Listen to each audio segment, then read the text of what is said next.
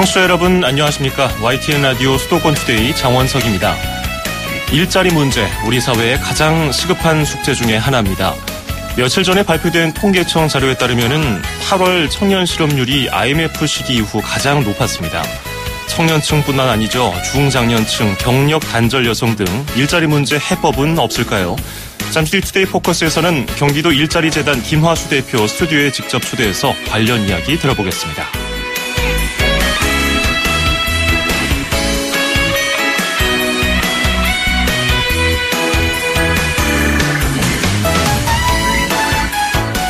오늘 아침 앵커가 뽑은 수도권 뉴스입니다.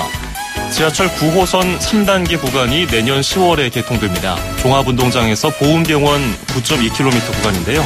현재 공정률은 85%입니다. 9호선은 지난 2009년 개화에서 신논현 1단계 그리고 2019년에 종합운동장까지에 이어서 내년에 보훈병원까지 총 길이 39.2km도 길어집니다. 도시철도 측은 개통이 완료되면 둔촌동 보훈병원에서 김포공항까지 급행 기준으로 50분 이내에 주파할 수 있다고 밝혔습니다. 릭 애슬리의 투게더 포레버 띄워드리면서 2017년 9월 15일 수도권 투데이 시작합니다.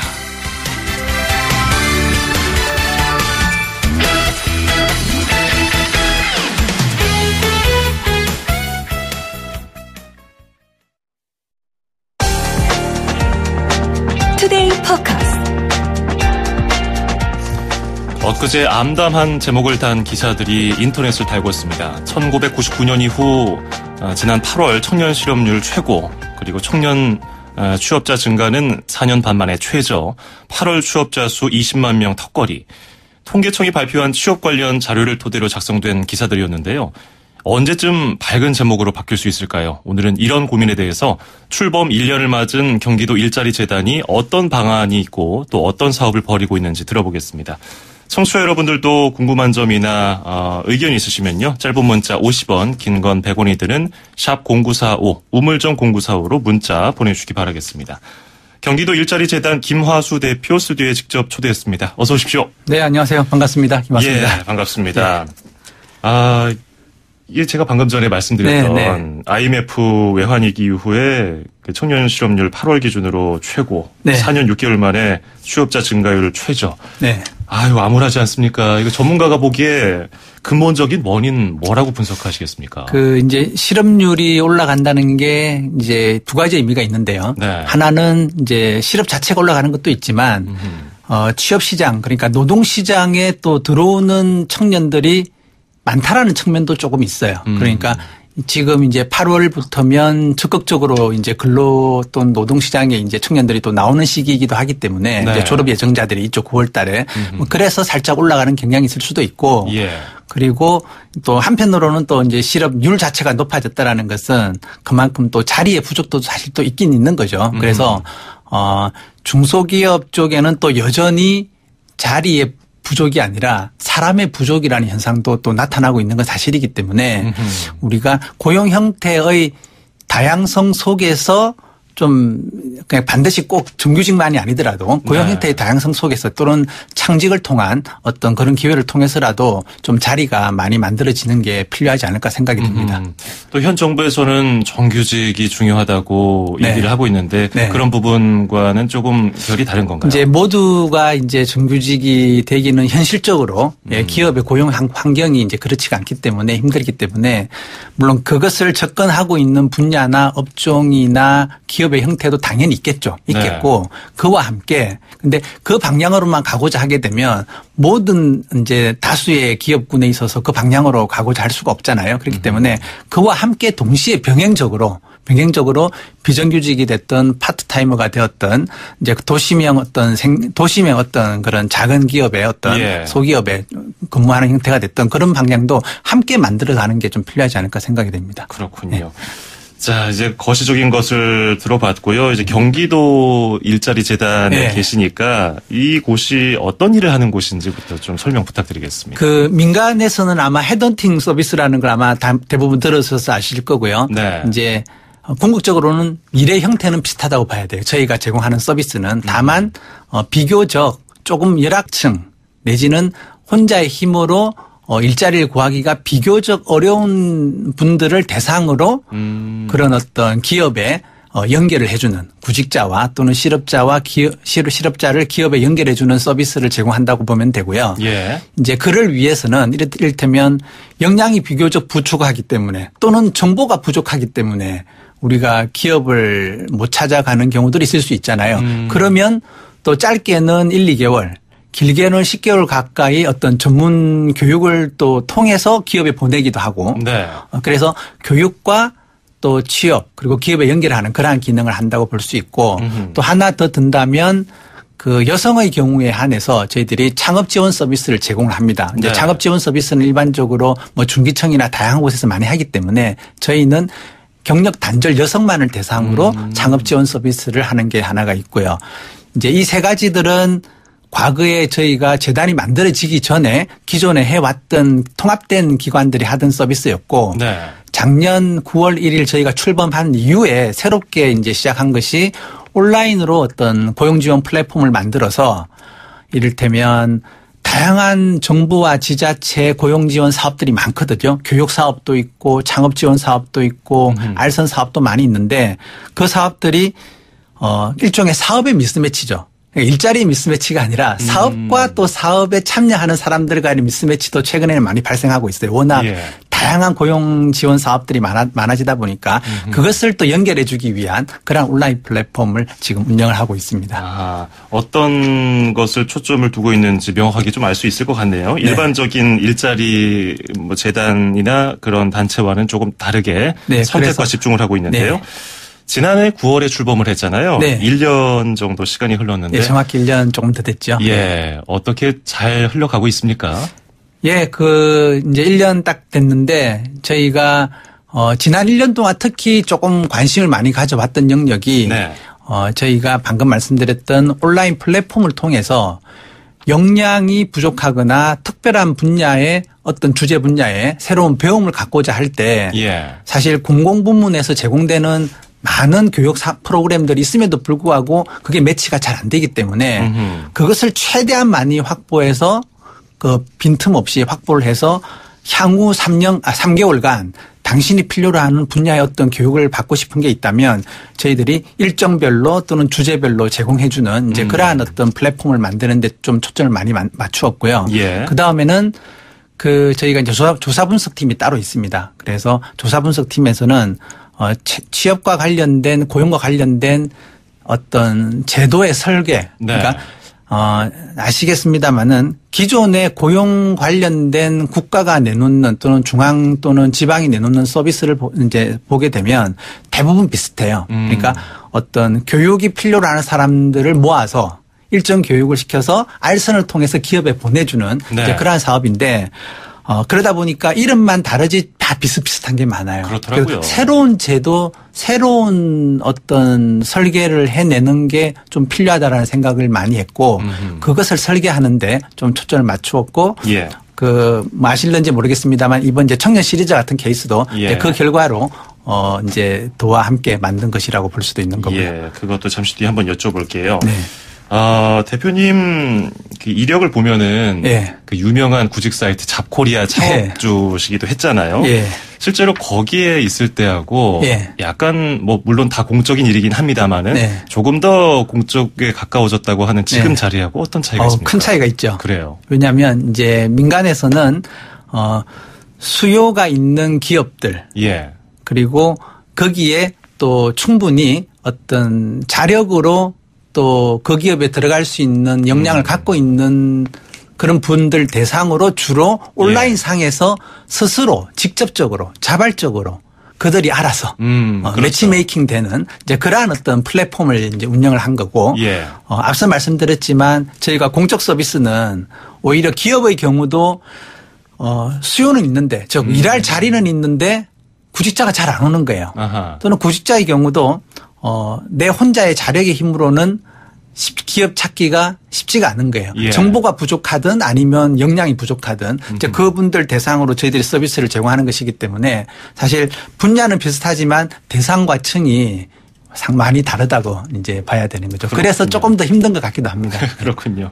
이번 주에 일도 참 많았어요. 그중에 몇 가지 살펴보면은 네. 12일 그러니까 화요일에 여성 구직자들을 위한 대표적인 일자리 축제 일들날이 그렇죠. 있었는데요. 예, 의정부에서 있었죠. 예, 이게 어떤 거고요? 현장 분위기 어땠는지도 궁금해요. 일종의 이제 미니 채용 박람회라고 보시면 됩니다. 보통 채용 박람회 하면 한 150개, 250개 정도 되는 큰 많은 기업들이 와서 이제 그렇게 대규모로 이제 채용 박람회를 하는데 일들날은 한 20개에서 한 30여 개 정도 규모의 기업을 이제 모셔가지고 거기에 일들날은 여성 중심의 경력 단절 여성 중심의 어떤 미니 채용 박람회예요. 예. 그렇기 때문에 일단 규모가 좀 많이 다르고요.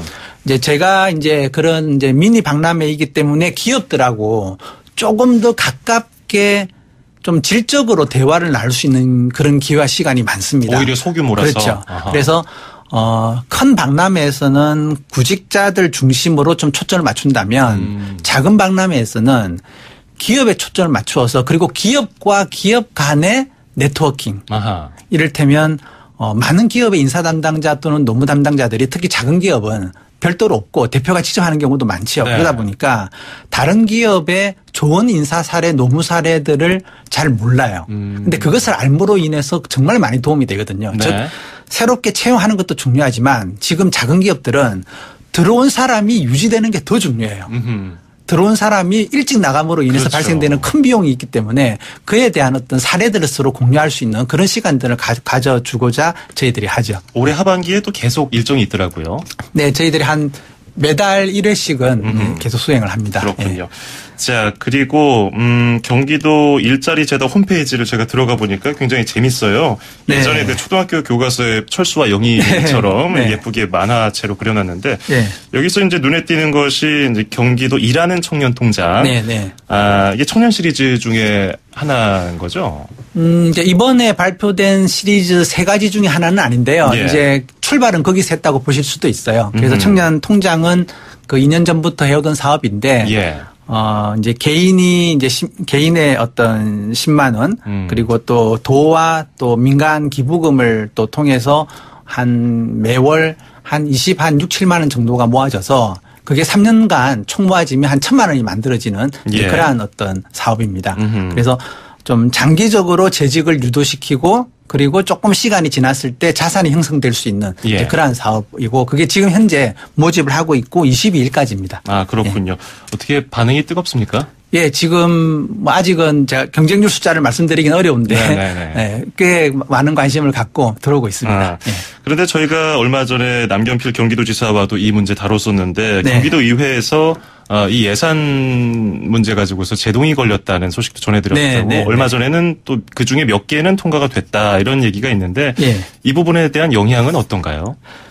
이제 청년 시리즈가 이제 청년연금, 마이스트, 청년 복지 포인트 이 3가지인데요. 예. 뭐 사실 뭐 이제 뭐 팩트만 말씀드리면 지난 추경 때 이제 통과가 안 된 건 사실이지만 그래도 비교적 많은 분들이 그 이 사업에 대한 공감은 많이 해주셨어요.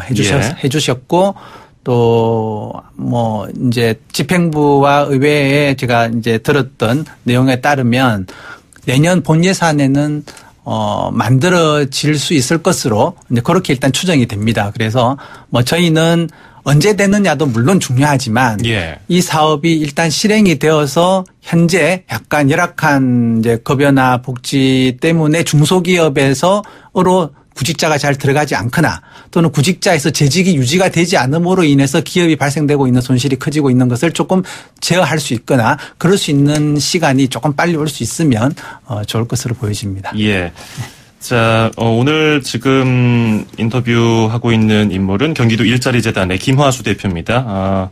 청취자분들도 궁금한 점이나 의견 있으시면요. 짧은 문자 50원, 긴 건 100원이 드는 샵 0945, 우물정 0945로 문자 보내주시기 바랍니다. 3282 끝자리 쓰시는 분이 저희 아들도 국비 지원 학원을 6개월째 다니고 있는데 아직도 취업 준비를 하고 있습니다. 네. 3개월째인데 걱정입니다. 이렇게 보내셨어요. 네. 그러니까 국가에서 취업 준비생을 위한 뭐 교육 프로그램 지원하고 있는데 정작 예, 취업 준비생들 입장에서는 약간 부족하다 이렇게 느끼는 것도 있는 것 같아요. 그래서 일자리 재단 차원에서 어떤 특이한 준비 같은 것이 있는지 궁금하네요. 이제 지금 이제 국비 지원 이제 보통 한 6개월 정도에서 좀 더 긴 프로그램들도 많이 있죠. 많이 있는데 만약에 새롭게 직을 완전히 바꾸는 분야로 이동을 하는 것이라면 6개월이 그렇게 긴 건 아닙니다. 저희 같은 경우에 이제 경기도 기술학교에서는 한 10개월 정도 과정을 이제 가지고 이제 전문 직업 훈련 과정을 갖고 가고 있는데 그 정도 시간, 1년 가까운 시간 정도 하면 총 교육 시간이 한 1,300~1,400시간 정도가 나올 거예요. 그 정도가 나오면서 교수님들 또는 선생님들하고 함께 학습하면서 과제도 풀고 프로젝트도 수행을 하고 이제 그러한 방식의 교육이 좀 중요합니다. 그래서 그런 프로젝트 기반의 방식의 교육이 요즘에 많이 또 활성화되고 있잖아요. 그래서 그러한 방식의 접근을 하게 되면 조금 더 거의 준경력자 수준의 교육이 가능해져요. 그래서 그러한 방향으로 국비지원 교육들도 조금씩 가면 좋지 않을까. 흔히 이제 PBL, 그러니까 프로젝트 베이스트 러닝이라고 해서 이제 PBL 방식이라고 하는데 그러한 방식의 교육들로 조금씩 가면 아무래도 이제 교육 마치고 처음 직장 들어가는 게 아니라 준경력자 수준까지 실력이 올라갈 수가 있는 거죠. 이제 그러한 방식으로 좀 변화가 필요하지 않을까 생각이 됩니다. 많은 기업에서 요즘에 경력자를 많이 원하니까 또 바로 일할 수 있는 사람을 찾고 있잖아요. 특히 대학 이제 신입 졸업하는 사람들은 재수, 삼수 내지는 경력자들이 다시 신입시장으로 들어오게 되면 그들하고 경쟁해서 또 밀리는 것이거든요. 그러니까 준경력 상태를 조금 유지하는 게 필요해지는 거죠. 그렇군요. 일자리 관련해서 상담은 어떤가요? 전문 인력이 따로 배치가 돼서 그런 상담을 저희 재단 내 상담 인력이 한 80명 정도가 됩니다. 주로 약간 계층별로 주로 이제 접근을 많이 하고 있는데 저희 재단이 아니더라도 경기도 내 전체 그 일자리 상담을 해주는 일자리 센터에서 근무하고 있는 분들이 저희 재단 포함해서 한 700여 분 되거든요. 그리고 주요 동사무소에도 대부분 한 명씩 들어가 계세요. 그래서 일단 그쪽으로 방문을 하게 되면 일단 진단부터 나에게 필요로 하는 게 정보가 필요로 하는 것인지 새로운 교육과 역량을 더 수행을 할 수 있는 기회가 필요한 것인지를 좀 상담받으실 수가 있으세요. 그래서 거기서부터 출발하는 게 좀 필요하지 않을까 생각이 듭니다. 그리고 7210번님, 요즘에 청년들 일자리가 없다고 난리지만 기술도 없고 젊음도 없고 나이만 있는 저 같은 은퇴자들 입장에서는 이 모아둔 생활비 떨어지고 나면 어쩌나 막막합니다. 지금부터 새로 배워서 신입으로 시작하기는 어려울 것 같고 어떤가요? 이거 중년층들 위한 이제 사업은? 중장년 내지는 이제 은퇴하신 분들은 지난 한 짧게는 20년 많게는 30년 이상 일을 해오신 분들이거든요. 숨가쁘게 달려오신 분들이 사실은 보기에 따라서는 약간의 휴지기가 필요할 수도 있어요. 그런데 그 휴지기를 가정 내에서 휴지기 가실 수는 없잖아요. 그렇죠. 40, 50 세대에게 가장 필요한 것은 다시 대학과 만나야 할 때예요. 대학과 다시 만나야 할 때요. 그것은 한국의 대학에 있어서도 중요한 솔루션이 될 수가 있는데 즉 오늘 현재 대학문을 오가는 사람들의 평균 연령이 만약에 23살이라면 한 10년 후에는 대학문을 올라가는 사람들의 평균 연령이 10살 정도 높아져야 되는 거예요. 그 말은 40, 50대도 대학문을 오간다라는 말이죠. 즉 대학에 머물면서 대학에서 어떤 과정을 통해서 그분들의 시간도 적절히 주어지고 공간도 주어지고 그리고 교육의 기회를 가지면서 새로운 제2막을 펼칠 수 있는 그런 기회를 가져가야 되고 저희도 그래서 내년부터 대학과 함께 중장년층을 대상으로 좀 사업을 펼칠 수 있는 것을 좀 기획을 하고 있는 중입니다. 그건 또 새로운 시각으로 바라볼 수 있는 측면이네요. 자, 끝으로 이제 이번 정부에서도 4차 산업혁명 굉장히 강조를 하고 있는데 어제였죠. 4차 산업혁명 관련해서 컨퍼런스도 있었고요.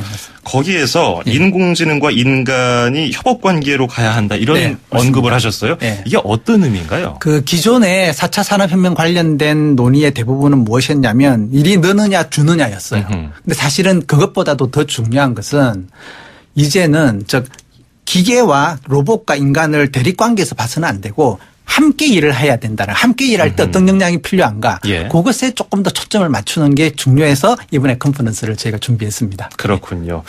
오늘 시간이 길지 않아서 다양한 이야기를 짧게 들어봤는데 나중에 한 번 더 모셔서 깊은 얘기 나눠보도록 하겠습니다. 오늘 말씀 잘 들었습니다. 고맙습니다. 감사합니다. 지금까지 경기도 일자리재단 김화수 대표였습니다.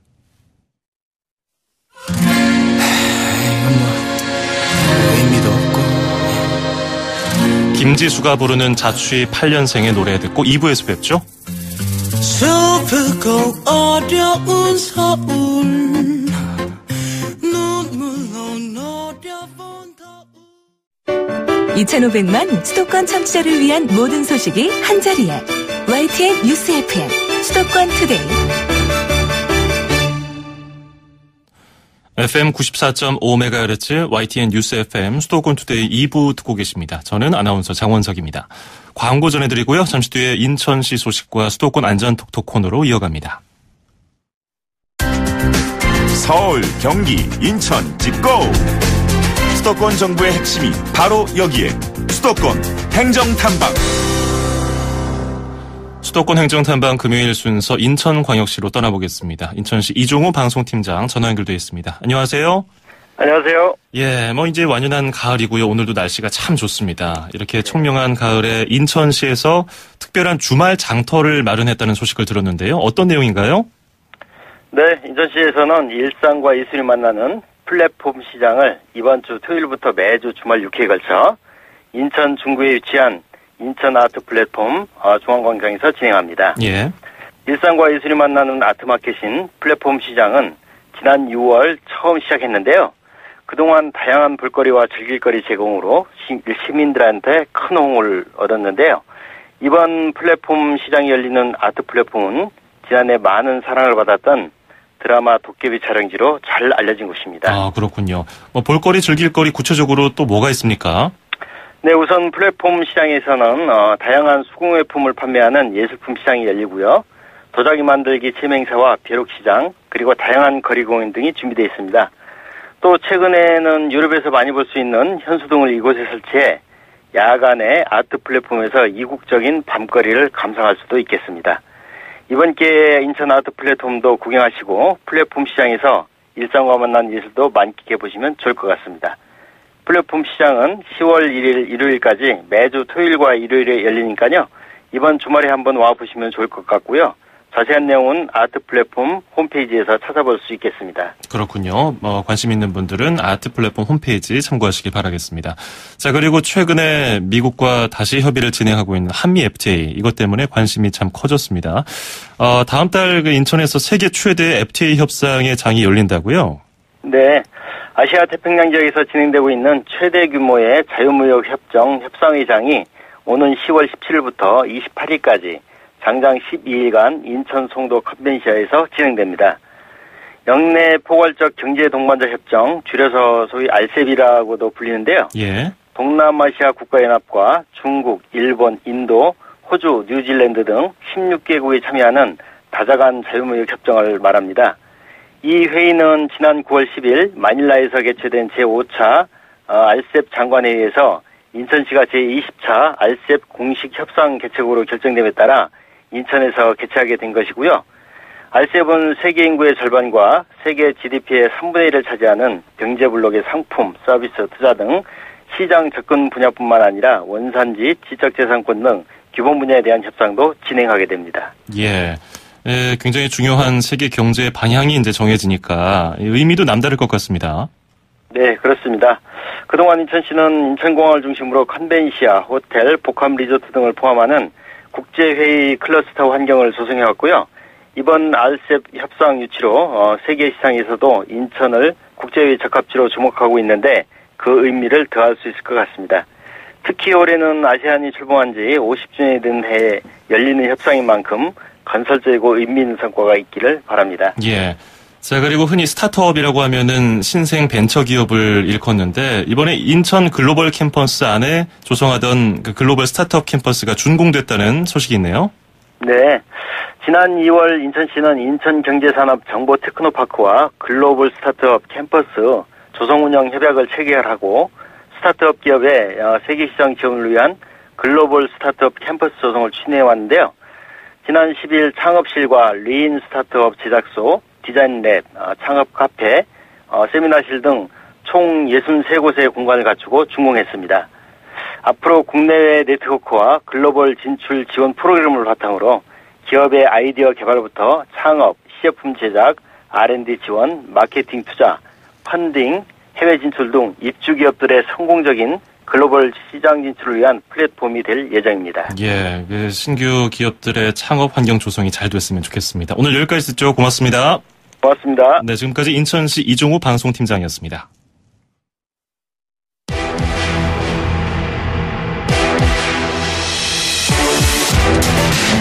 투데이 안전 톡톡.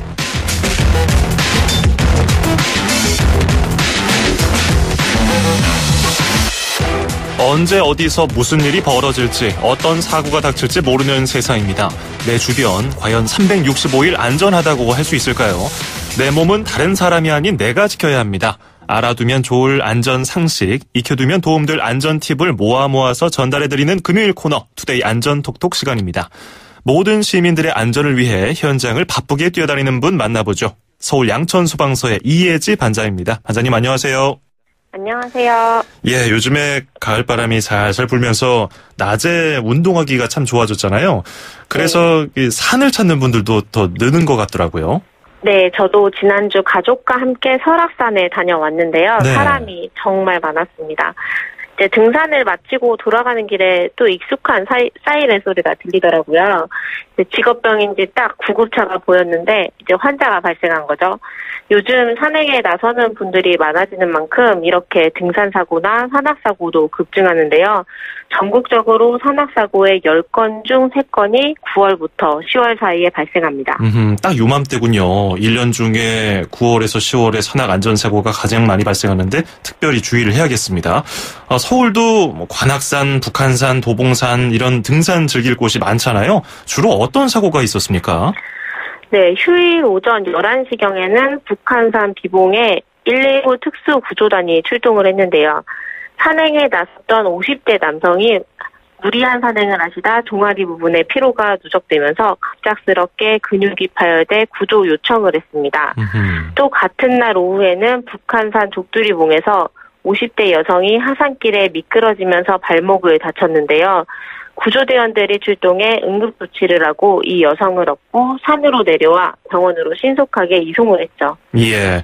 보통 뉴스에서 등산객들 구조하는 장면을 보면요. 헬기로 공중에서 무언가를 내려보내서 구조하는 경우도 있던데 직접 업고 내려오는 경우도 있네요. 근데 그냥 내려올 때도 힘든데 이렇게 환자를 업고 내려오면 정말 힘들겠어요. 네, 이제 헬기로 구조하는 경우가 이제 사고 발생 장소에 따라 달라져요. 예.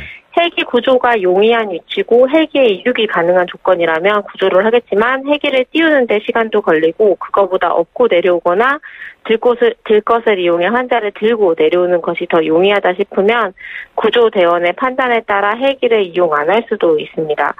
이렇게 등산 사고를 전문적으로 출동하는 산악 구조대도 따로 운영하고 있고요. 산악 사고를 전문적으로 훈련된 구조대원분들인 거죠. 이제 산악 사고 시엔 현장까지 신속하게 출동을 해야 하는데 출동 경로가 이제 산을 타야 되는 등산이다 보니까 훈련이 따로 필요하거든요. 그렇겠어요. 일단 환자 발생 장소까지 신속하게 뛰어 올라가야 하니까 전문가들이 필요해 보이고 또 그 산 등반로를 잘 아는 사람들이 가야 또 어디 지점인지 확실하게 알 수 있으니까요.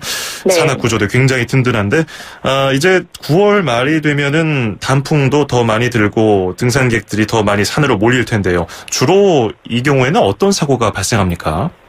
제일 많은 건 실족 사고, 이제 발을 헛디뎌 다치는 경우가 40% 정도로 가장 많고요. 네. 다음은 추락 사고, 조난 순으로 많습니다. 이어서는 갑작스러운 운동으로 인한 근육 경련이나 타박상, 벌쏘임 사고나 길을 잃는 사고도 종종 일어나요. 또한 사고는 이제 주로 입산 시간인 오전보다는 긴장이 풀리는 오후, 산을 내려올 때 많이 발생합니다. 네. 이렇게 설명드린 사례 외에도 이제 무리한 산행으로 인한 심정지나 돌연사가 발생하기도 하고요. 음주로 인한 사고도 매년 꾸준히 벌어지고 있습니다. 그래서 산을 올라갈 때보다 내려갈 때 더 조심해야 된다고 말씀하시는 게 다 이런 이유가 있었네요. 네. 자, 그리고 음주 얘기도 해주셨는데 이 정상에서 마시는 술을 뭐 정상주라고 해서 야, 한 잔 마셔라 기분 좋다 이렇게 하시던데 이 정상적인 상황에서도 내려가다가 다칠 수 있는데 음주 상태로 내려가다가는 그 위험도가 더 높아질 것 같아요. 음주 산행은 절대 하면 안 되겠는데요. 그 외에도 안전하게 산행할 수 있는 방법이 있을까요?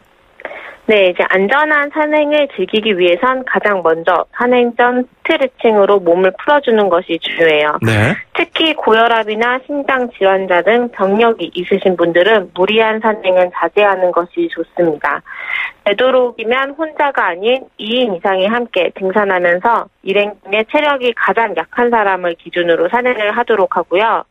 요즘은 여름보다는 일몰 시간이 빨라졌으니까 산행은 아침 일찍 시작해서 해지기 1-2시간 전에 마치셔야 합니다.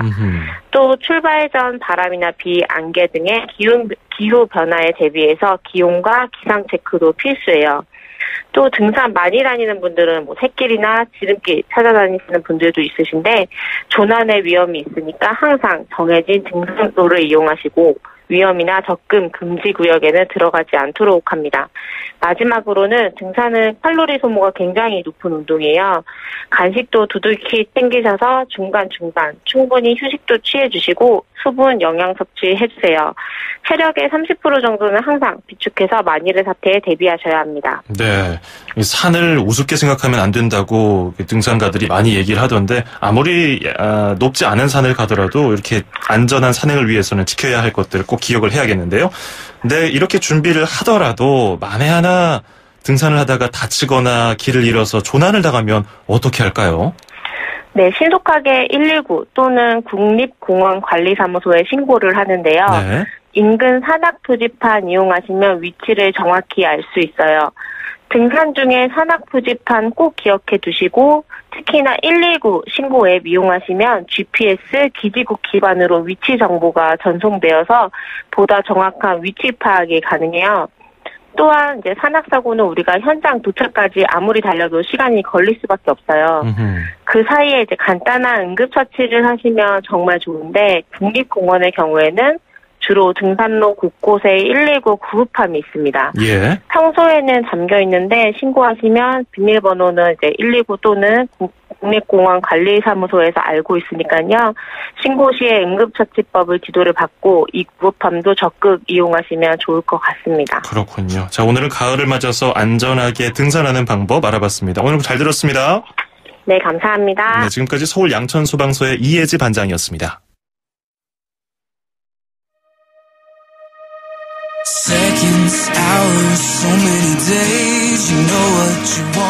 수도권 투데이 오늘 준비한 소식은 여기까지입니다. 끝으로 크리스 알렌의 No Boundaries 띄워드리면서 저는 인사드리겠습니다. 즐거운 주말 보내시고요. 저는 다음 주 월요일 아침 9시 10분에 뵙겠습니다. 장원석이었습니다. 고맙습니다.